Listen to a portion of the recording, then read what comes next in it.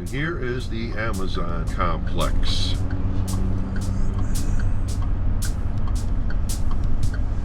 Bus terminal? Mm-hmm.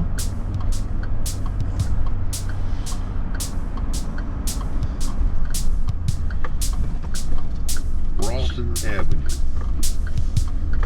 That might have been a reconverted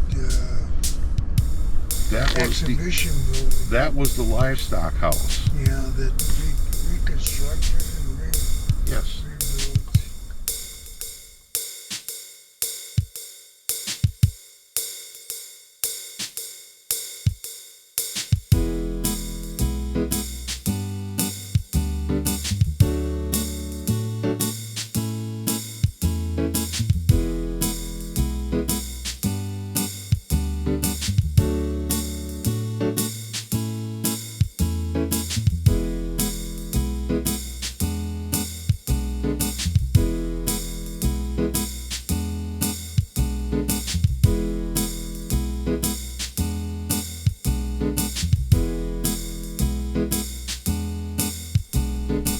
This was the remains of the doorway in the Coliseum that they tore down, State Fair Coliseum. Amazon Fulfillment Center, where that truck just came out of.